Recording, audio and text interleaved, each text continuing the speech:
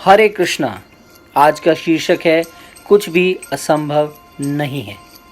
एक समय की बात है, एक गांव में दो बच्चे रहा करते थे। वो बच्चे, एक 10 साल का था, एक 5 साल का था। दोनों बच्चे गांव में खूब खेला करते थे और लोग कहा करते थे बड़े बच्चे को कि अपने से छोटी उम्र के बच्चे के साथ क्यों खेलते हो, और छोटे बच्चे को कहा करते थे अपने से बड़ी उम्र के बच्चे के साथ क्यों खेलते हो। वो दोनों पूरे गांव से परेशान थे। कभी कहीं छुप के खेलते थे, कभी कहीं छुप के खेलते थे। अपने माँ बाप से भी दुखी थे। बार बार माँ बाप और बाकी के लोग उन्हें टोका करते थे। एक बार दोनों बच्चों ने निर्णय लिया कि हम गांव से थोड़ा दूर जाके खेलेंगे, जहां हमें कोई देख ना पाए। दोनों बच्चे गांव से थोड़ा दूर जाके खेलने लगे। उन्होंने देखा वहां पर एक कुआं है। बड़े बच्चे ने छोटे से कहा, तुमने कभी कुएं के अंदर झांक के देखा है? छोटे बच्चे ने कहा, नहीं। 1 मिनट इधर आओ, पहले मैं झांक के देखता हूँ, उसके बाद तुम देखना। वो बड़ा बच्चा कुएं में झांकने लगा। जैसे उसने झांकना शुरू किया, एकाएक उसका पैर फिसला और वो कुएं में गिर गया। छोटा बच्चा ये देख जोर जोर से चिल्लाने लगा और उस कुएं के समीप जाके खड़ा हो गया और नीचे झांकने लगा। वो बच्चा रो रहा था, कर्रा रहा था और कह रहा था, बचाओ बचाओ बचाओ बचाओ। क्योंकि छोटा बच्चा उसको निकाल नहीं पा रहा था। उसकी उम्र से वो 5 साल बड़ा था, जो कि 10 साल का बच्चा, जिसका वज़न बहुत ज़्यादा होता है एक छोटे बच्चे के लिए, वो उसको कैसे बाहर निकाले। उसने थोड़ी बुद्धिमानी का प्रयोग किया। दूर दूर जाके जोर जोर से चिल्लाने लगा, मेरा दोस्त यहाँ फंस गया है, उसे बचा लो बचा लो बचा लो।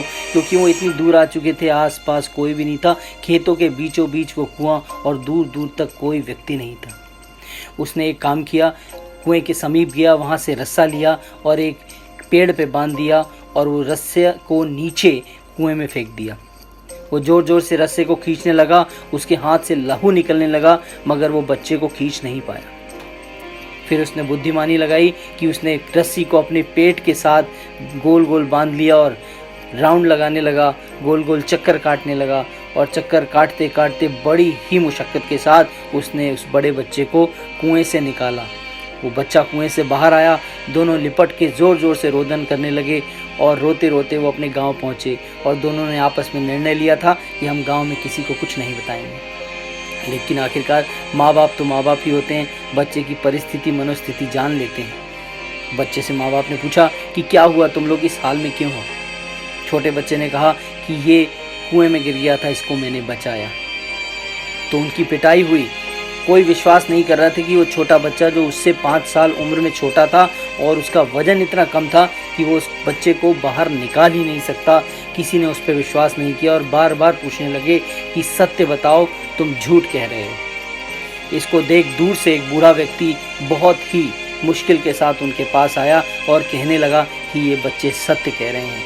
क्योंकि मैं इतना वृद्ध हूँ, इन्होंने आवाज़ लगाई, मुझ तक पहुँची, मगर मैं इनके समीप नहीं पहुँच पाया। जितनी समय में इनके पास पहुँचता, उस बच्चे की मृत्यु हो जाती। मैं देखता रहा कि इस छोटे बच्चे ने कितनी मेहनत के साथ उस बच्चे को बाहर निकाला। ये दोनों बच्चे सत्य कह रहे हैं। तो उस छोटे बच्चे ने, जिसकी उम्र उससे 5 साल छोटी थी और उसका वज़न उससे आधा था, उस बच्चे ने उसे बचाया। इस कहानी का शीर्षक ये है कि हम जब कोई कार्य करते हैं, मान लीजिए हम आध्यात्मिक जगत में उन्नति करने लगते हैं, भगवत गीता पढ़ने लगते हैं, शास्त्रों का अध्ययन करने लगते हैं, मंदिर जाने लगे हैं, साधुओं का संग करने लगे हैं, बार बार हमें लोग टोकते हैं, क्या साधु बन जाओगे, क्या ये तुम्हारी उम्र है, ये तो बुढ़ापे में करना चाहिए। ऐसा नहीं होना चाहिए। आध्यात्मिक जगत की कोई उम्र नहीं होती। हमें आध्यात्मिक जगत में रुचि लेनी चाहिए। जो आध्यात्मिक रूप से स्ट्रांग होता है, मजबूत होता है, उसका भौतिक जीवन भी स्ट्रांग हो जाता है। वो बुद्धिमान हो जाता है, चीज़ों का सही सही निर्णय लेने लगता है। आपसे कृपया है, आध्यात्मिक जगत में प्रवेश करने का प्रयास करें। हरे कृष्णा।